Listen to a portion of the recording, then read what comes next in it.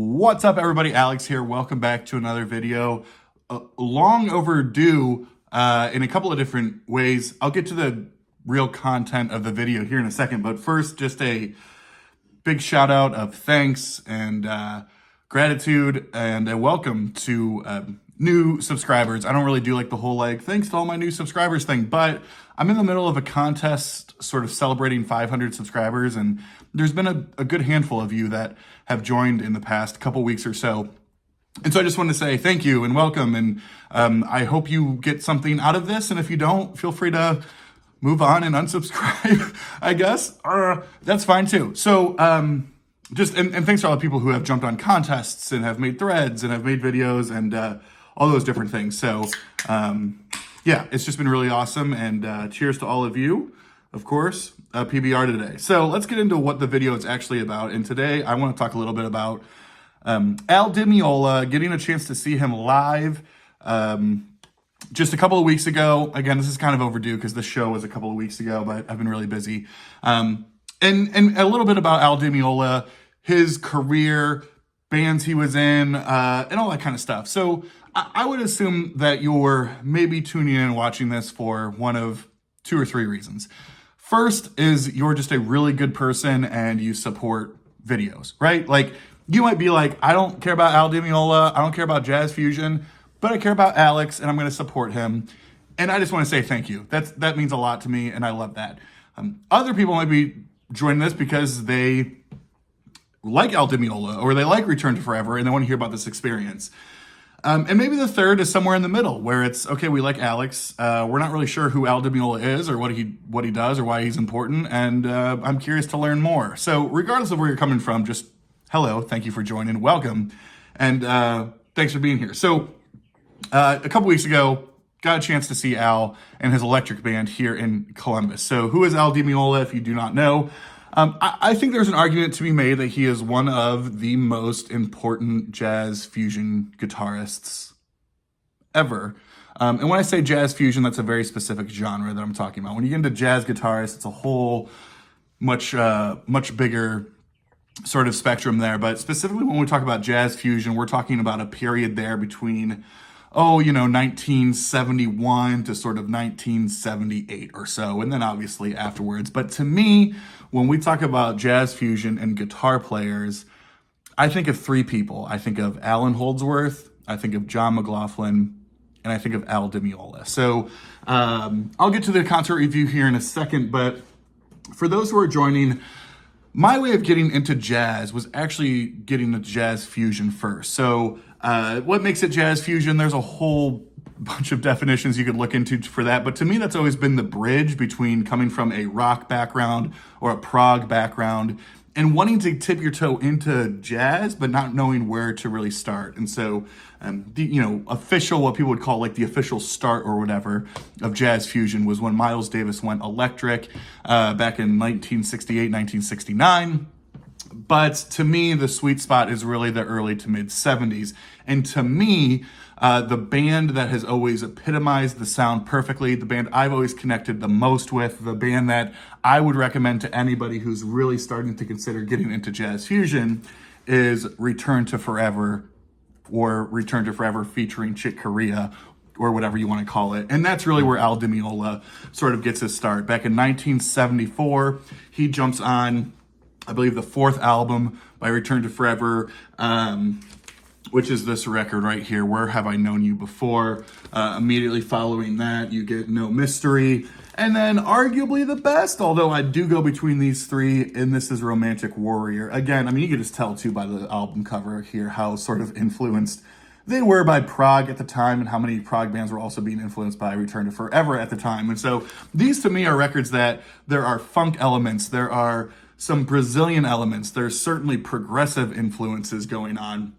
But these are like the sweet spot for me. If you're interested in jazz fusion, want to know where to start, whatever it is, these three are absolute musts from Return to Forever. So Al Di Meola joins as the guitarist in 1974. He's 19 years old at the time, coming from the College of Berkeley, and then records those three albums. From there, he goes solo. We're talking 1978 or so now, 1977, something. I'm sorry, 1976. with Land of the Midnight Sun. This is his first solo album. It features a couple of different folks from Return Forever. Lenny White's on there, as well as just another kind of wild, amazing sort of lineup as well in these. Again, great, amazing jazz fusion, but now it's jazz fusion specifically, but it's guitar music now, right? Arguably his best, the next year comes out with a great Elegant Gypsy, and also sort of where he is going to be taking his signature sort of Les Paul there. What a man, huh? What a man. And what a... Maybe if Steve and Gary are watching this, you can appreciate the Elegant Gypsy that is. That's some model. I forget her name. So those two right back to back. Next year later, he comes out with Casino. This is 1979, I believe here. I'm sorry, 78. Casino, terrible, terrible album cover, but pretty damn good record. And then the following year comes out with this double record, Splendido Hotel. This is also great. It changes. He's going to change a little bit after this going into the 80s, like so many other artists did. But those, to me, those 4 solo records from Al are just awesome. I think they're great records. As he kind of actually goes into the 80s now, he teams up with John McLaughlin, who's coming from Mahavishnu Orchestra, as well as Paco de Lucia, who at the time, at least in the States, was a fairly unknown Spanish guitar player. And they released what has become known as kind of a staple, especially in the vinyl world for people who know, but kind of a staple in classical flamenco guitar virtuoso stuff, and that is Friday Night in San Francisco. Al Di Meola, John McLaughlin, and Paco de Lucia. Absolutely amazing. These three, them playing acoustic, some classical, Spanish guitar, flamenco style. Just, I mean, this is amazing stuff. It's not necessarily for everybody, but you don't really call this jazz or jazz fusion. This is more Spanish flamenco type influence stuff. But this blew up. This is something that went like, I don't know, 6 or 7 times platinum or something, which is kind of crazy for this type of music. But this was in 1981 and kind of blew up there too. Again, completely different from his jazz fusion-y type of stuff, but really important. So a couple weeks ago, him and his electric band come and play in Columbus at a small venue, and I love a small venue because there's not a bad seat in the house, and it's just amazing. I mean, I'm sitting up there watching them rip it. There'll be a little video at the end of this video that you can see sort of where I took, but an incredible guitarist. Again, the technical virtuosity. I mean, the John Petrucci's of the world, the Steve Vai's, the Joe Satriani's, the Yngwie, like all these kind of who have become known as these virtuoso guitarists. So many of them sort of call out Al Di Meola as that person who influenced them.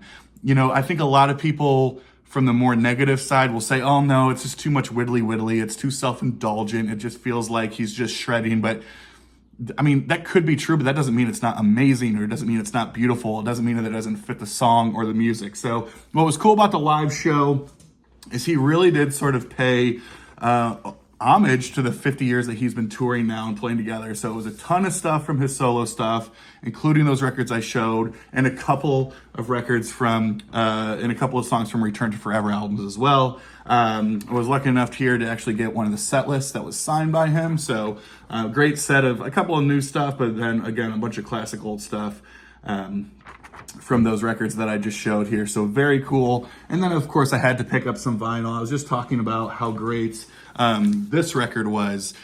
Friday Night in San Francisco, just a couple of years ago, they actually ended up releasing the Saturday night version, which we have here, Saturday Night in San Francisco. Again, it's just the Saturday night of that same tour, again, with Al Di Meola, John McLaughlin, Paco de Lucia. Amazing stuff. What's super cool about this, A, signed, which is awesome, and B, for those audiophile record nerds out there, there's some that's at the merch table, and it's actually the Impex version of it. So Impex, an audiophile sort of label. This sounds incredible. Amazing stuff here. So yeah, not too bad. I mean, again, an amazing show, such an amazing player. Again, I'll throw a little bit of a video at the end of this video, just so you can see. But yeah, just a shout out again to Al Di Meola, an amazing guitarist, to Return to Forever, probably my favorite jazz fusion band. A great place to start if you don't know. Those 3 records I showed, Where Have I Known You Before, No Mystery, and Romantic Warrior.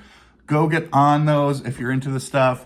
And yeah, hey, thanks for watching, and thanks again to all the new subscribers, people jumping on contests, people doing the thing. I hope everybody's well out there. We'll see you on the next one. Cheers, be good, take care. Bye.